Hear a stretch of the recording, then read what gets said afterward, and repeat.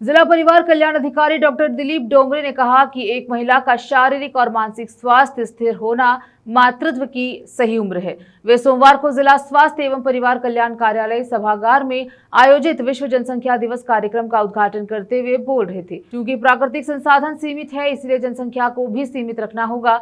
जनसंख्या विस्फोट को रोकने के लिए प्राकृतिक संसाधनों में वृद्धि संभव नहीं है। जनसंख्या को नियंत्रित किए बिना केवल एक ही उपाय है और उन्होंने लोगों से जागरूक होने और पारिवारिक स्थिरता बनाए रखने के लिए परिवार कल्याण के तरीकों को अपनाने का आह्वान किया। सभी तालुका सार्वजनिक अस्पतालों, सामुदायिक स्वास्थ्य केंद्रों और 100 बिस्तरों वाले मातृ एवं शिशु अस्पताल बीदर में महिलाओं के लिए परिवार कल्याण सर्जिकल शिविर आयोजित किए जा रहे हैं और जिले के सभी स्वास्थ्य संस्थानों में IUCD, PPI, UCD, अंतर्गर्भाशय गर्भाधान जैसी अस्थायी विधियां निःशुल्क उपलब्ध हैं और आशा कार्यकर्ता पात्र लाभार्थियों के घर तक छाया गोलियां, कंडोम, माला एन टैबलेट पहुंचाने का काम कर रही हैं और नई अस्थायी गर्भ निरोधक सबडर्मल सिंगल रॉड इम्प्लांट सेवाएं ब्रिम्स टीचिंग अस्पताल बीदर, 100 बिस्तरों वाले मातृ एवं शिशु अस्पताल बीदर और विश्व कल्याण तालुका सार्वजनिक अस्पताल औराद और धापुरा में उपलब्ध है। उन्होंने कहा कि जन्म और मृत्यु का पंजीकरण 21 दिनों के भीतर किया जाना चाहिए। कैमरामैन प्रभुराज का कवरेज। 12 जुलाई 18 जुलाई ಈ ದಿನಾಚರಣೆ ಆಚರಿಸ್ತಾ ಇದ್ದೀವಿ। ತಮ್ಮೆಲ್ಲರಿಗೂ ಗೊತ್ತಿದೆ, ಜನಸಂಖ್ಯೆ ಸ್ಫೋಟದಿಂದ ಜನಸಾಮಾನ್ಯರಲ್ಲಿ ಅದರ ಅಡ್ಡ ಪರಿಣಾಮ ಆಗ್ತದೆ। ಅದು ಸಾಮಾಜಿಕ ಆಗಲಿ, ಆರ್ಥಿಕ ಆಗಲಿ, ಶೈಕ್ಷಣಿಕ ಆಗಲಿ। ಸೊ ಈ ದೃಷ್ಟಿಯಿಂದ ಇದು ಒಂದು ನ್ಯಾಷನಲ್ ಪ್ರೋಗ್ರಾಮ್ ಅನುಷ್ಠಾನ ಮಾಡಲಾಯಿತು। ನಮ್ಮ ದೇಶದಲ್ಲಿ ಮೊಟ್ಟ ಮೊದಲಿಗೆ 1952ರಲ್ಲಿ ಇದು ಕುಟುಂಬ ಕಲ್ಯಾಣ ಯೋಜನೆಯು ಇಂಪ್ಲಿಮೆಂಟ್ ಆಯಿತು ನಮ್ಮ ದೇಶದಲ್ಲಿ ಫಸ್ಟ್ ಟೈಮ್ 1950ರಲ್ಲಿ। ಅದಕ್ಕಿಂತ ಮೊದಲು ನಮ್ಮ ರಾಜ್ಯದಲ್ಲಿ ಒಡೆಯರ್ ಅರಸರು ಫಸ್ಟ್ ಟೈಮ್ ಅದು 1930ರಲ್ಲಿ ಇದು ಈ ಪ್ರೋಗ್ರಾಮ್ ಇಂಪ್ಲಿಮೆಂಟ್ ಮಾಡಿದ್ರು।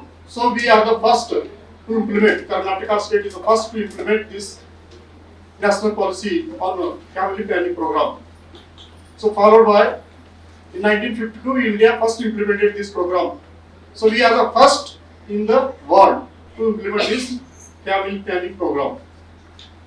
So ಜನಸಂಖ್ಯಾ ನಿಯಂತ್ರಣಕ್ಕೋಸ್ಕರ ನಾವು ಸರ್ಕಾರದ ಮಾರ್ಗಸೂಚಿಯಂತೆ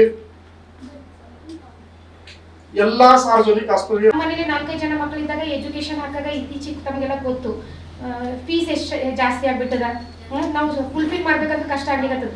ಮನೆಯಲ್ಲಿ ತಂದೆ ತಾಯಿ ದುಡಿದ್ರು ನಾವು ಮಕ್ಕಳದ ನೀಡ್ಸ್ ಎಲ್ಲ ಫುಲ್ಫಿಲ್ ಮಾಡ್ಲಿಕ್ಕೆ ಆಗ್ತಾ ಇಲ್ಲ।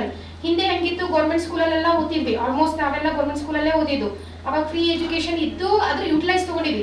ಈಗೆಲ್ಲ ಪ್ರೈವೇಟ್ ಸ್ಕೂಲಿಗೆ ಹಾಕಿರ್ತೀವಿ, ಡೊನೇಷನ್ ಜಾಸ್ತಿ ಆಗಿರ್ತದೆ, ಅಂತ ಒಂದು ಬರಂತ ಸ್ಯಾಲ್ರಿಯಲ್ಲಿ ನಾವು ಅದನ್ನ ಫುಲ್ಫಿಲ್ ಮಾಡ್ಲಿಕ್ಕೆ ಕಷ್ಟ ಆಗ್ಲಿಕ್ಕತ್ತದ। ಇವಾಗ ನೀವೇನ್ ಮಾಡಕ್ಕಾಗ್ತದ, ಪಾಪ್ಯುಲೇಷನ್ ಜಾಸ್ತಿ ಆಗ್ಲಾರ್ದಂಗೆ ನೋಡ್ಕೊಳ್ಳೋದು ನಮ್ದು ಒಂದು ಕರ್ತವ್ಯ ಅದ, ನಾವು ಅವೇರ್ನೆಸ್ ಮೂಡಿಸ್ಬೇಕು। ಆಮೇಲೆ ಇನ್ನೊಂದೇನು, ಒಂದ್ ವೇಳೆ ನಾವು ಪಾಪ್ಯುಲೇಷನ್ ಬೇಸಿಸ್ ಮೇಲೆ ಏನೇನ್ ಮಾಡ್ತೀವಿ, ನಮ್ಗೆ ಎಷ್ಟು ಜನಸಂಖ್ಯೆ ಅದ, ಜಾಸ್ತಿ ಇದನ್ನ ಕಡಿಮೆ ಇದನ್ನ ಸ್ಕೀಮ್ಸ್ ಇಂಪ್ಲಿಮೆಂಟ್ ಮಾಡ್ಲಿಕ್ಕೆ ಕೂಡ ಗೊತ್ತಾಗ್ತದೆ। ಜನನಿ ಸುರಕ್ಷಾ ಯೋಜನೆ ಆಗ್ಲಿ ಅಥವಾ ಮಕ್ಕಳು ಜಾಸ್ತಿ ಇದ್ದಾಗ ಯಾವ ರೀತಿ ಅದನ್ನ ತಡೆಗಟ್ಟಬೇಕಂತ ಹೇಳಿ ನೀವು ಒಂದು ಸ್ಕೀಮ್ ರೆಡಿ ಮಾಡ್ಬೇಕು। ಕಡಿಮೆ ಇದ್ದಾಗ ಅಲ್ಲಿ ಪೌಷ್ಟಿಕ ಆಗ್ಲಿ, ಆಮೇಲೆ ಅಪೌಷ್ಟಿಕ ಆಗ್ಲಿ, ಜಾಸ್ತಿ ಮಕ್ಕಳು ಇದ್ದಾಗ ಅಲ್ಲಿ ಏನೇನಾಗ್ಲಿಕ್ಕೆ ಮನೆಯಲ್ಲಿ ಸಮಸ್ಯೆಗಳು ಅಂತ ಹೇಳಿ ಅದನ್ನು ಒಂದು ನಾವು ಸ್ಕೀಮ್ ಇಂಪ್ಲಿಮೆಂಟ್ ಮಾಡ್ಲಿಕ್ಕೆ ಟ್ರೈ ಮಾಡಬೇಕು। ಬೋತ್ ಪ್ರಾಬ್ಲಮ್ಸ್ ಅದಾವ, ಜಾಸ್ತಿ ಇದ್ದಾಗೂ ಸಮಸ್ಯೆ, ಕಡಿಮೆ ಇದ್ದಾಗೂ ಸಮಸ್ಯೆ, ಇಂಬ್ಯಾಲೆನ್ಸಿಂಗ್ ಆಗ್ಬಾರ್ದು। ಸೊ ಆ ಒಂದು ನಿಟ್ಟಿನಲ್ಲಿ ನಮ್ಮ ಜನಸಂಖ್ಯೆ ಜಾಸ್ತಿ ಆಗ್ಲಾರ್ದಂಗ ನಮ್ಮ ಮಕ್ಕಳಿಗಾಗ್ಲಿ ಅಥವಾ ನಮ್ಮ ದೇಶಕ್ಕಾಗ್ಲಿ, ನಮ್ಮ ಜಿಲ್ಲೆಗಾಗ್ಲಿ ಅಥವಾ ನಮ್ಮ ರಾಷ್ಟ್ರಕ್ಕಾಗ್ಲಿ ಯಾವುದೇ ರೀತಿ ಸಮಸ್ಯೆ ಆಗ್ಬಾರ್ದಂದ್ರೆ ನಾವು ಒಂದು ಸಮತೋಲನವಾದ ಒಂದು ಬ್ಯಾಲೆನ್ಸ್ ಎಲ್ಲ ನೋಡ್ಕೊಂಡು ಹೋಗ್ಬೇಕು ಅಂತ ನಾನು ಇಲ್ಲಿ ಹೇಳಕ್ ಇಷ್ಟಪಡ್ತೀನಿ। ಅದೇ ರೀತಿಯಾಗಿ ನಾವು ಈಗ ನಂದು ಇಲ್ಲಿ ಕರೆದಿದ್ದ ಒಂದು ಉದ್ದೇಶ ಅಥವಾ ಸರ್ ನಾನು ಕರೆದಿರೋದಂದ್ರೆ ಅದು ತುಂಬಾ ಧನ್ಯವಾದಗಳು। ನಾವು ಅಪರ ಜಿಲ್ಲಾಧಿಕಾರಿ ಅಂದ್ರೆ ಅಪರ ಜನನ ಮರಣ ನೋಂದಣಾಧಿಕಾರಿ ಇರ್ತೀವಿ, ಅಂದ್ರೆ ಜಿಲ್ಲೆಯ ಒಂದು